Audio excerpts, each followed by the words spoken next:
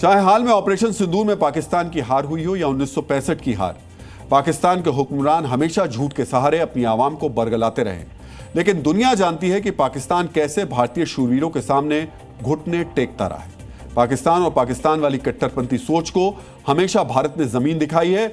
अफसोस यह है कि भारत में भी इस कट्टरपंथी सोच के कुछ किरदार समय समय पर अपना रंग दिखाते हैं। आज हम ऐसे ही कट्टरपंथी किरदारों का विश्लेषण करेंगे और बताएंगे कि कैसे यह कट्टरपंथी भारतीय संविधान और धर्म की व्याख्या अपनी सुविधा के लिए करते हैं। कश्मीर के हजरत बल दरगाह में शुक्रवार को जिस तरह अशोक चिन्ह को ईंट और पत्थरों से तोड़ा गया, वो इसी कट्टरपंथी सोच का प्रमाण है। इस कट्टरपंथी सोच को भारत के राष्ट्रीय प्रतीक चिन्ह पर ऐतराज है। आज हम आपको विस्तार से बताएंगे जिन लोगों की आंखों में भारत का राष्ट्रीय प्रतीक अशोक चिन्ह चुभता है, उनके दिल में चांद सितारा वाला प्रतीक क्यों बसा हुआ है। लेकिन पहले आपको बताते हैं अशोक चिन्ह पर प्रहार करने वाले गद्दार गैंग के खिलाफ अब तक क्या एक्शन हुआ है। अज्ञात लोगों के खिलाफ ओपन एफआईआर तो दर्ज कर ली गई।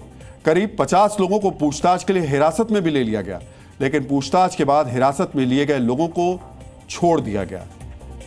यानी अशोक चिन्ह विवाद पर अपडेट यह है कि 72 घंटे बाद भी कोई औपचारिक गिरफ्तारी नहीं हुई है।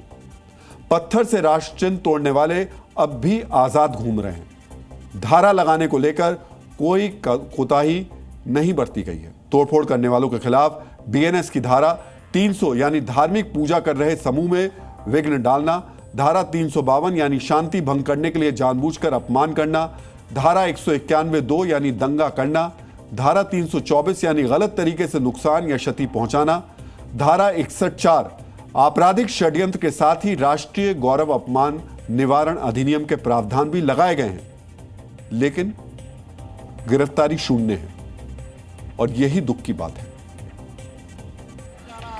पूरा देश हजरत बल दरगाह में राष्ट्रीय प्रतीक चिन्ह के अपमान से आक्रोशित है। दोषियों के खिलाफ सख्त कार्रवाई की मांग हो रही है, लेकिन अपने देश में कुछ किरदार ऐसे भी हैं जो उल्टी गंगा बहाना चाहते हैं। अलगाववादियों और कट्टरपंथियों के लिए दिल में ममता रखने वाली महबूबा मुफ्ती का भी नाम उन्हीं लोगों में शामिल है। महबूबा मुफ्ती जम्मू कश्मीर वक्फ बोर्ड के अधिकारियों के खिलाफ ही एफआईआर दर्ज करने की मांग कर रही है। ये ब्लास्फेमी है। अगर किसी के खिलाफ एक्शन होना चाहिए तो वो औकाफ के खिलाफ एक्शन होना चाहिए।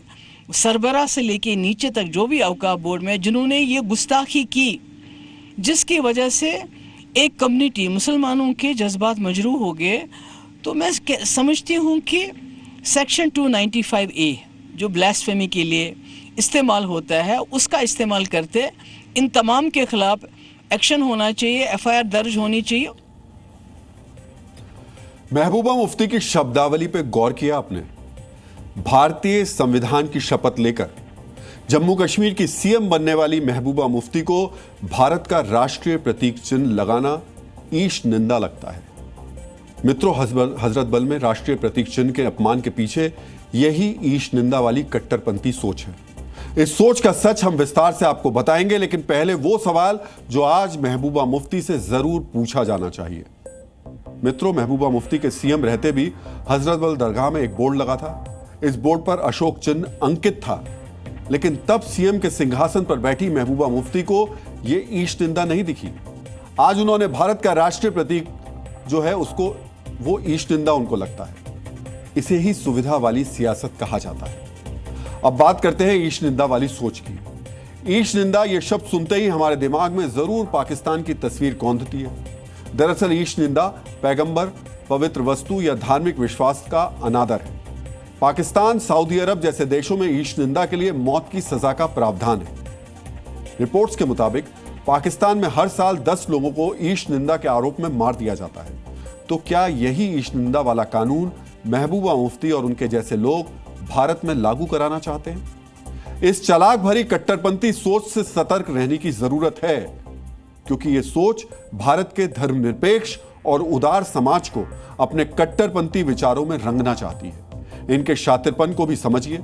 ये लोग बात भारतीय संविधान की करते हैं, लेकिन काम संविधान की भावना के खिलाफ करते हैं। जो वक्फ के लोग रिस्पॉन्सिबल हैं, खासतौर से जो चेयरपर्सन रिस्पॉन्सिबल हैं, जिनने डिलिबरेटली कश्मीरी लोगों का, यहाँ पे जो मेजॉरिटी मुस्लिम्स हैं, उनके जो रिलीजियस सेंटिमेंट्स हैं, उनके साथ खिलवाड़ किया, डिलिबरेटली उनको प्रोवोक किया, इंसाइट किया, उनके अगेंस्ट कोई एक्शन नहीं लिया वक्फ चेयरपर्सन के अगेंस्ट, बट अनफॉर्चुनेटली उनके कहने पे पुलिस ने इमीडिएटली, जो इतने सारे वहां लोग थे, शामिल थे, जिनने वहां ये फ्लैग डिसमैंटल किया, they have been immediately arrested. तो लॉ कश्मीर में due process is not being followed, the law has been turn upside down on its head. सुना आपने, इन्हें राष्ट्रीय प्रतीक चिन्ह का अपमान करने वाला मासूम और निर्दोष लगता है और इस अपराध का विरोध करने वाले दोषी लगते हैं। इनकी शातिर कट्टरपंथी सोच संविधान के अनुच्छेद 295A को याद रखती है, लेकिन संविधान का अनुच्छेद 51A इन्हें याद नहीं रहता है, जो कहता है कि भारत के राष्ट्रीय प्रतीक को सम्मान देना हर नागरिक का मौलिक कर्तव्य है। भारत के राष्ट्रीय प्रतीक अशोक चिन्ह को इस्लाम के खिलाफ बताने वालों की बेईमानी भी आज हम आपको बता देते हैं। मित्रों, गौर से सुनिएगा और समझिएगा कि कैसे कट्टरपंथी भारत विरोध के लिए इस्लाम की गलत व्याख्या करते हैं। मित्रों, दुनिया के सबसे बड़े इस्लामिक देश इंडोनेशिया का राष्ट्रीय प्रतीक गरुड़ है। जी हां, गरुड़। मिस्र का राष्ट्रीय प्रतीक चिन्ह बाज है। बाज मिस्र के राष्ट्रीय ध्वज पर भी अंकित है। इराक का राष्ट्रीय प्रतीक चिन्ह बाज है। यमन का राष्ट्रीय प्रतीक चिन्ह भी बाज है। सीरिया का राष्ट्रीय प्रतीक चिन्ह भी बाज ही है।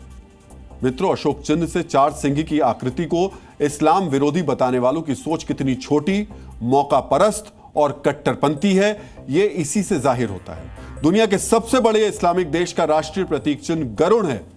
अगर राष्ट्रीय प्रतीक चिन्ह पर पशु पक्षी की तस्वीर ईश निंदा होती तो इंडोनेशिया का राष्ट्रीय प्रतीक चिन्ह गरुड़ क्यों होता? सिर्फ इंडोनेशिया ही नहीं, मिस्र, इराक, यमन जैसे मुस्लिम देशों का राष्ट्रीय प्रतीक चिन्ह बाज जैसा पंछी है। तो क्या ये देश ईश निंदा कर रहे हैं? जवाब है नहीं। क्या ये देश इस्लाम का अपमान कर रहे हैं? जवाब है नहीं। सोचिए, जिन देशों का राष्ट्रीय धर्म इस्लाम है, वहां राष्ट्रीय प्रतीक चिन्ह गरुड़ है, बाज है, लेकिन वहां कोई हंगामा नहीं होता, वहां ईश निंदा वाली कट्टरपंथी सोच नहीं दिखती। फिर भारत में अशोक चिन्ह को लेकर ईश निंदा वाली थ्योरी कैसे आकार लेने लगती है? इसे समझने के लिए हमें कट्टरपंथियों के सोचने के तरीके को समझना होगा।